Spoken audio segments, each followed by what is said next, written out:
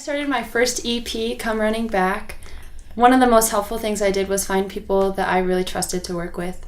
And I found a professor from my school, and him and I really went through each of my songs and decided which were the best ones and which were maybe not the best ones. And I think one of the most helpful things was going through each song and really focusing on pre-production, which is something I think people often overlook.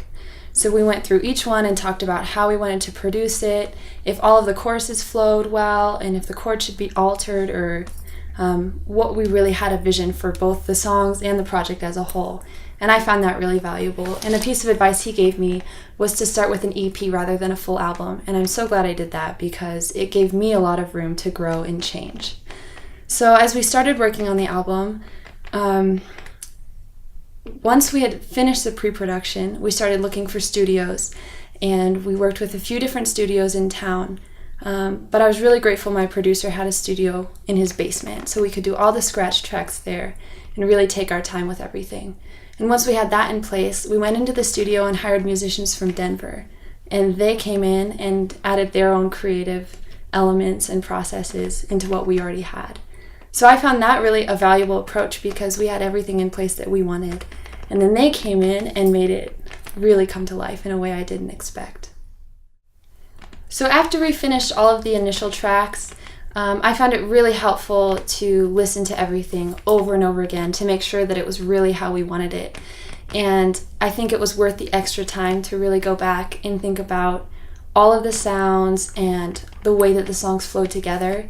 And I'm really grateful that I went back to change the things that I didn't feel completely solid about. So I definitely recommend going through and making sure everything is exactly the way you want it before you release it, because once it's out there, you can't take it back. And that could be true for even YouTube videos or maybe photos that you put up. If you're kind of iffy about it, it's worth waiting or redoing them, because once they're out there, it's really hard to go back and change them.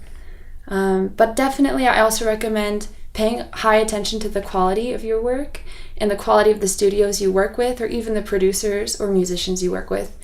Because when you work with really high quality people and skilled people with good experience, it'll add so much more to your project.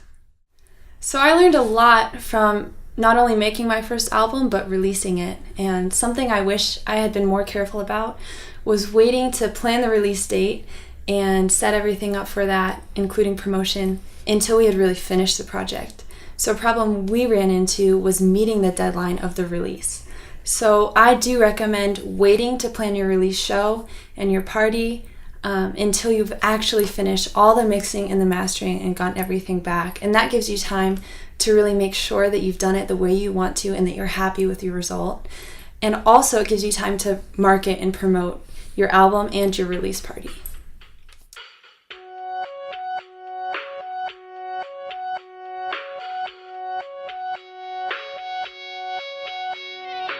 So